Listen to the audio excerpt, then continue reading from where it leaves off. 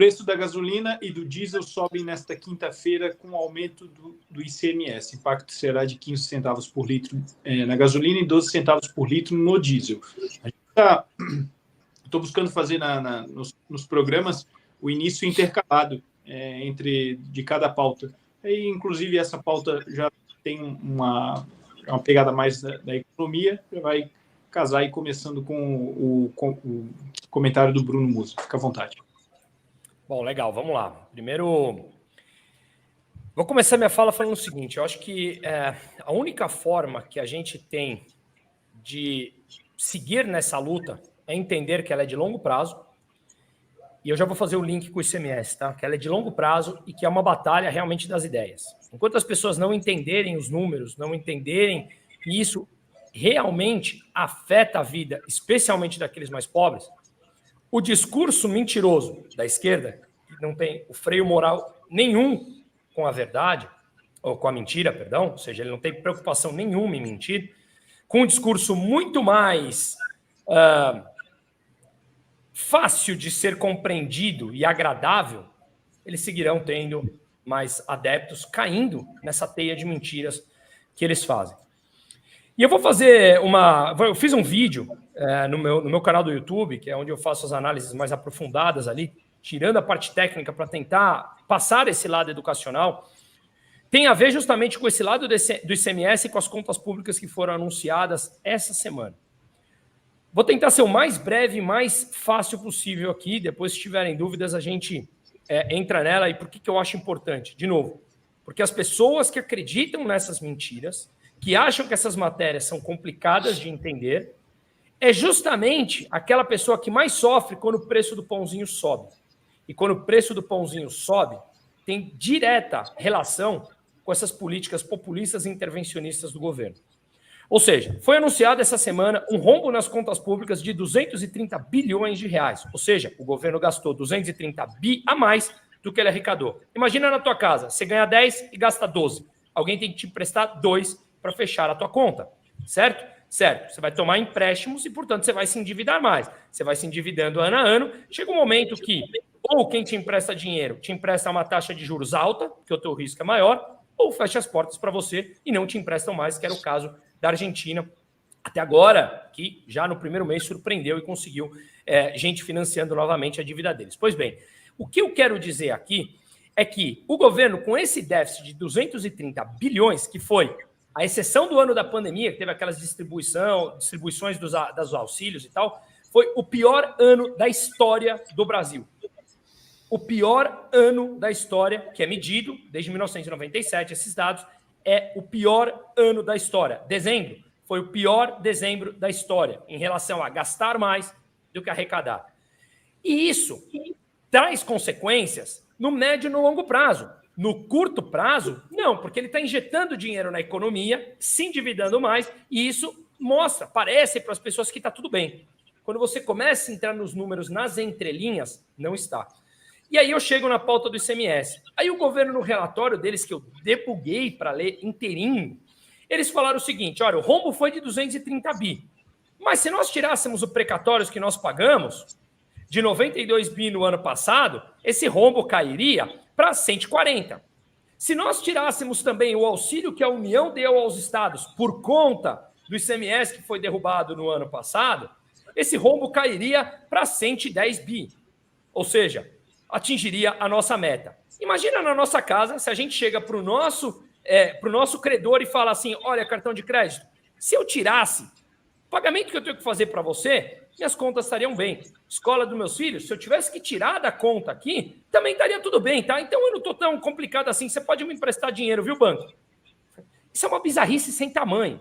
Isso é uma manipulação dos dados e da fonte de informação que é assustador. Se você, mesmo assim, eu tive esse cuidado, mesmo assim você retira o pagamento dos precatórios que o governo divulgou, mesmo assim teria sido o segundo pior ano da história em crescimento de despesa.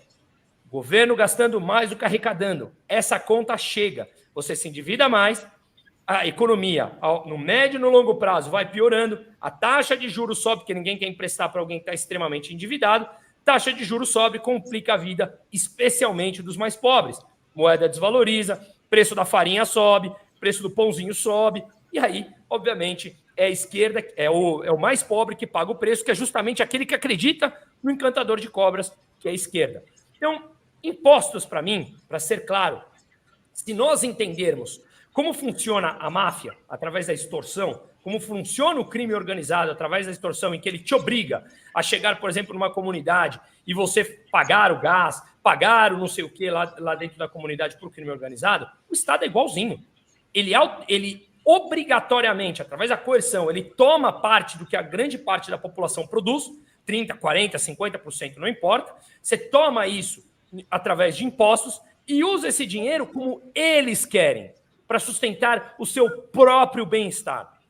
Né? Então, sejamos adultos aqui de entender o meu ponto e vou passando aqui. Tem uma fala que eu gosto muito, que ela fala o seguinte, claro, você tem que arcar com as consequências disso, e não estou estimulando que ninguém faça isso, porque eu não faço, porque eu sei que as consequências são duras. Brigar contra o Estado é muito grande.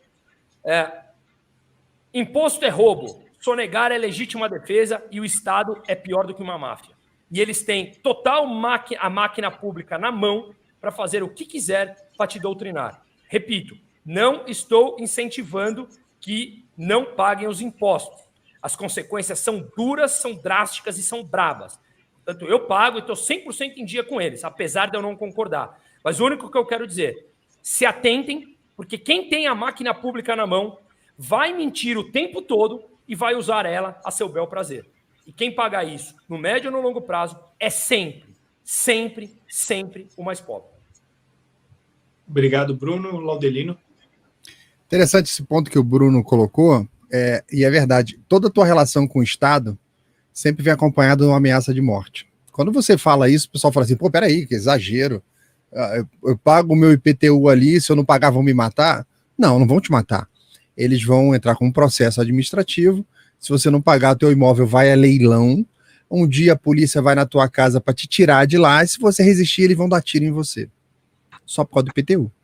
Tá? Todas as tuas relações com o Estado, elas são sempre geridas assim por uma ameaça.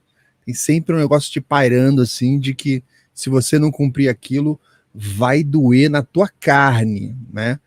Então, realmente, e outra coisa, a inflação é um tipo de imposto que é causado pelas barberagens políticas. Uma coisa é o imposto que ele faz os arranjos, pelos desejos que eles têm de arrecadação, que eles vão lá, desenham, fazem toda a arquitetura para tirar aquela grana de você, né? E tem uns que vêm derivado das barberagens, né?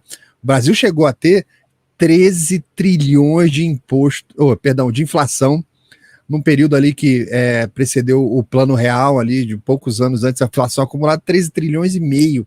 Você pode procurar no Google aí, inflação de 13 trilhões e meio, você vai encontrar as matérias falando sobre o acumulado, ou seja, você não é um pequeno erro. Quando você tem 13 trilhões de inflação, é uma cagalhopança geral que aconteceu em vários governos, ministros, decisões, leis, Congresso, Senado, todo mundo errou junto. E quem paga? Sempre quem pagou, como o Musa disse, é o mais pobre. O cara que tem mais grana, o cara que tem recurso, o empresário, ele sofre, mas ele consegue lá manobrar, tal, não vai faltar comida na casa dele. O mais pobre não tem área de manobra. Então, quando você vai e aumenta o valor de combustível, que é um elemento, é um insumo básico da economia ali para a coisa girar, quando você fala, não, a economia está girando. É uma figura de linguagem, mas também é a realidade. A economia girando é o caminhão indo para cá, é transporte, é avião. As pessoas precisam se mexer para a economia girar, precisa ter interação humana. Tá? Então, quando você aumenta o insumo que é base, tudo que está acima dele vai aumentar. Então, vai aumentar o valor de remédio, vai aumentar o valor de serviço, vai aumentar o valor de tudo. E vai sair mais caro para o pobre, que não consegue. Ele tem o salário dele, ele tem a renda dele limitada àquele salário que ele recebe. Às vezes tem aquela composição familiar, né? Que a esposa tem um salário, um filho. Eu lembro que na minha infância, eu conseguia ver, mais velho que eu fui perceber isso. Quando eu era novo, eu não sabia. Quando minha mãe chegava com a compra de mês, ela botava toda a compra de mês em cima da mesa, que era um hábito que ela tinha desde o tempo da minha avó. Então botava toda aquela compra de mês na mesa para começar a arrumar no armário, porque no período anterior, quase todas as famílias tiveram que construir em casa uma despensa. Você tem um armário lá na cozinha, de concreto, às vezes de madeira, tal, que era para esconder salário. Você tinha que receber o salário, converter para comida, saía correndo para o mercado. Eu ia para o mercado com meu pai e mãe, somos 5 irmãos. Cada um pegava um carrinho, cada um tinha uma listinha para sair correndo para comprar as coisas no mercado antes de vir o cara da remarcadora de preço. Se você garantisse aquilo antes de ir para o caixa, se o cara remarcasse lá, não tinha problema, porque estava valendo o que estava no teu carrinho. Então tinha esse desespero, todo mundo correndo no mercado antes do cara da remarcação passar pelo setor. Então, quem é que sofre com isso? É a população de baixa renda, e a gente era de baixa renda. Então tinha todas essas loucuras, botava comida na mesa para espalhar, arrumar os armários. Então tinha meses em que a gente jovem, eu criança, percebia que a compra de mês dava menos carrinho. Era 2, 3 carrinhos, dava 2, 1,5. Aí quando arrumava na mesa, dava menos comida na mesa. Então eu tinha essa dimensão das coisas pela quantidade de compra naquela virada de mês, né?